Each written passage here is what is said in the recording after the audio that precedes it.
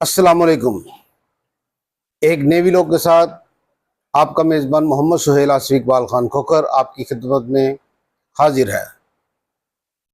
पाकिस्तानी अवाम का खून चूसने वाली जोंकों का सर कुचलने का वक्त आ गया है। तफसील में जाने से पहले मेरी गुजारिश है कि जिन दोस्तों ने अभी तक चैनल को सब्सक्राइब नहीं किया वो चैनल को सब्सक्राइब करें, बेल आइकन को प्रेस करना बिल्कुल भी ना भूलें ताकि मेरे आने वाले व्लॉग आप तक बर वक्त पहुँचते रहें। नाज़रीन,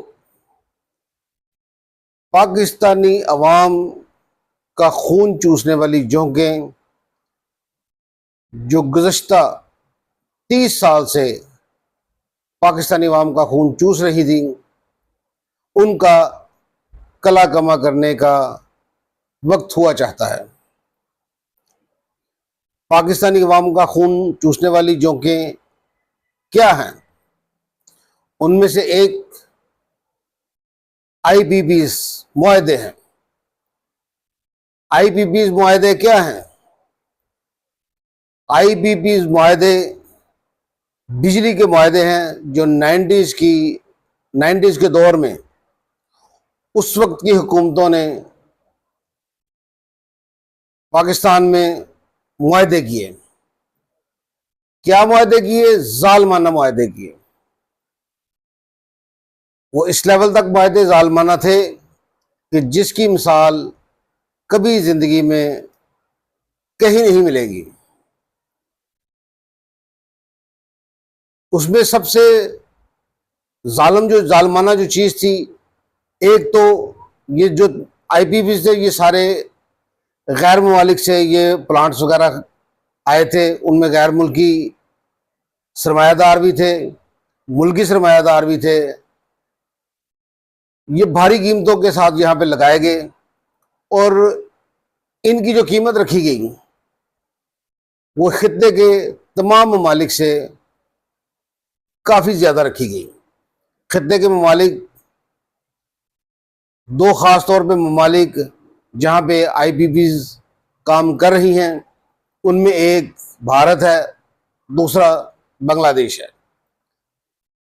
तो इनकी कीमत डॉलर्स में रखी गई, जो ज़्यादा रखी गई इंडिया से भी और भारत से भी, और फिर इनकी पेमेंट भी डॉलर्स में करने का मुआहदा किया गया।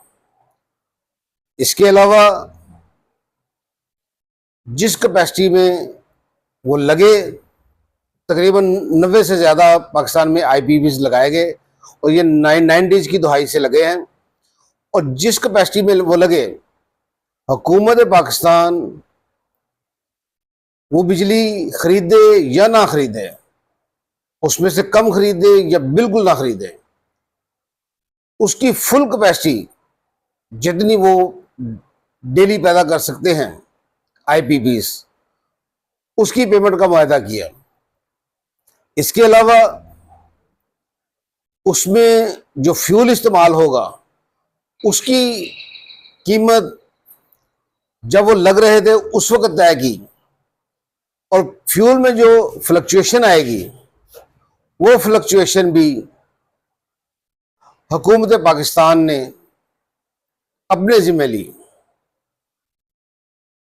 90s के दौर में ये मुआहदे लगे और 90s से लेके उसके बाद आने वाली तमाम हुकूमतों ने इन मुआहदों को जारी और सारी रखा। किसी के जहन में ये बात नहीं आई कि इससे अवाम अपने बच्चों के लिए, अपने लिए दो वक्त की रोटी को भी तरस गए हैं, खास तौर पे मिडिल क्लास और तनख्वाहदार तबका। इधर उनके हाथ में तनख्वाह आती है, इधर बिजली के बिल उनकी जेब खाली कर देते हैं। इन 30 सालों में पाकिस्तानी अवाम की अक्सरियत जहनी अमराज का शिकार होती रही। हुकूमत क्या करती थी? हुकूमत इन कैपेसिटी पेमेंट्स को सर्कुलर डेट्स का नाम दिया करती थी, और वो पाकिस्तानी अवाम को उन्होंने चक्कर दे के रखा था कि ये सर्कुलर डेट्स हैं। लेकिन अब जो IMF के साथ कर्जे के मुआहदे हो रहे हैं, तो पाकिस्तानी अवाम के सामने ये बात खुल के सामने आई कि बिजली कम पैदा हो रही है या बिजली पैदा नहीं हो रही, और उनकी पेमेंट्स पाकिस्तानी अवाम की जेबों से निकल के जा रही है। पाकिस्तानी अवाम को कैसे पता चला कि IMF ने उनको सर्कुलर डेट शो करने की बजाय उन्होंने उसका बोझ डायरेक्टली बिजली के बिलों में डाल दिया। तो पाकिस्तानी अवाम के लिए बिजली के बिल, टैक्सेस वगैरह मिला के 100 रुपए तक, कमोबेश 100 रुपए तक पहुंच गए।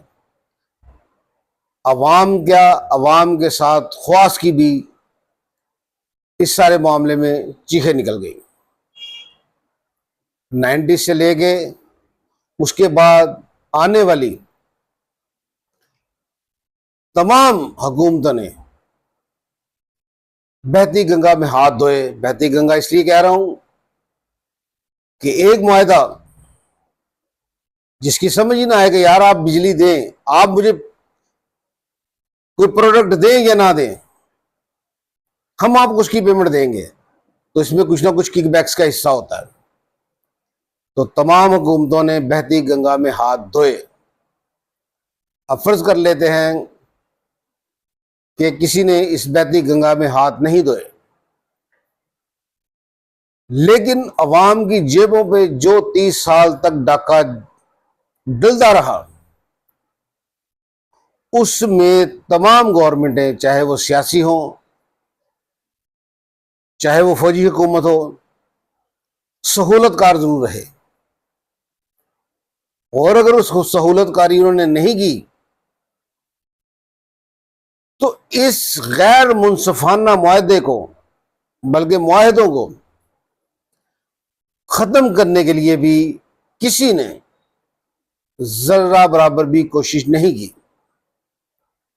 अब जब अवाम का गला दबाया गया, तो मौजूदा गवर्नमेंट ने अवामी प्रेशर के ऊपर, जब अवाम को इसकी अवेयरनेस मिल गई कि ये उनके साथ हो क्या रहा है, तो अवामी प्रेशर के ऊपर हुकूमत ने IPPs मुआहदों के साथ नजरसानी का अमल शुरू किया। IPPs मुआहदे जो 90 से ज्यादा हैं, उनमें से 52 के करीब IPPs हैं जो हुकूमती सेक्टर के अंदर काम कर रहे हैं।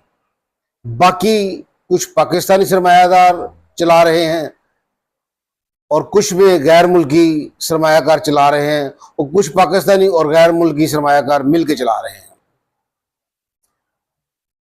5 IPPs के साथ मुआहदे खत्म कर दिए गए हैं, और मजीद 18 IPPs के साथ बातचीत का अमल शुरू हो गया है। यहां सवाल ये उठता है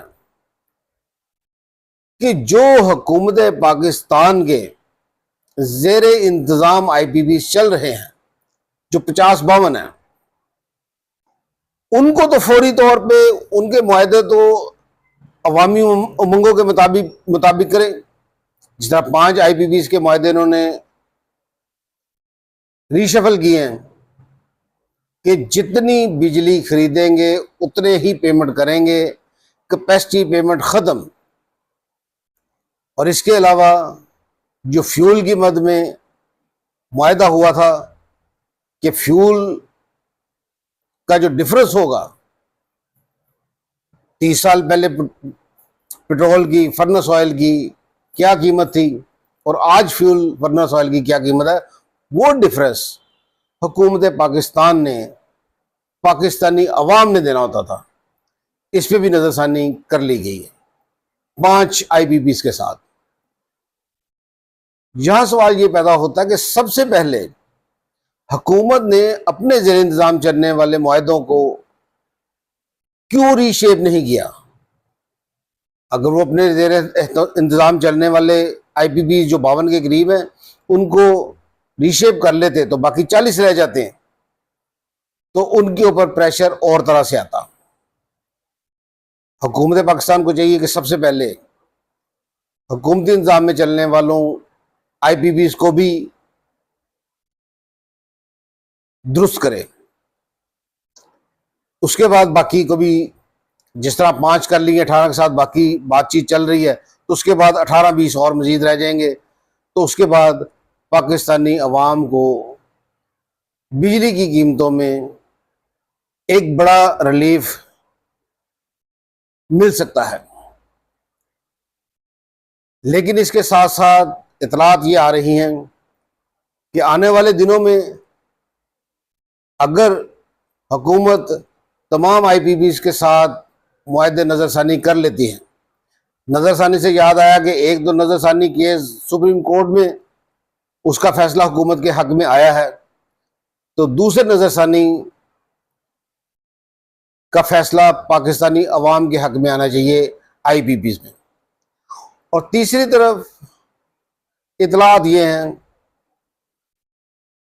कि हुकूमत पाकिस्तान ने 3 दफ़ा पेट्रोलियम मसनूआत की कीमतों में कमी के बाद इस दफ़ा पेट्रोलियम मसनूआत की कीमतों में इजाफे का फैसला किया है। जो पेट्रोल में 10 रुपये फी लीटर तक हो सकता है। शंघाई ताउन तंजीम का इजलास होने के करीब है। दुआ करें कि शंघाई ताउन तंजीम का इजलास 18-19 के करीब ममालिक ने वफूद भेजने हैं या उनके सरबराहान ने पाकिस्तान का दौरा करना है। शंघाई ताउन तंजीम का जो इजलास है ये पाकिस्तान के लिए नेक फाल हो। अब तक के लिए इतना ही। नए वीलॉग के साथ अगले किसी प्रोग्राम में दोबारा आपकी खिदमत में हाजिर होंगे। वीलॉग पसंद आए तो इसको लाइक कीजिए, इसको शेयर कीजिए। कोई आरा देना चाहें कमेंट सेक्शन में ज़रूर कमेंट कीजिएगा। खुदा हाफिज़।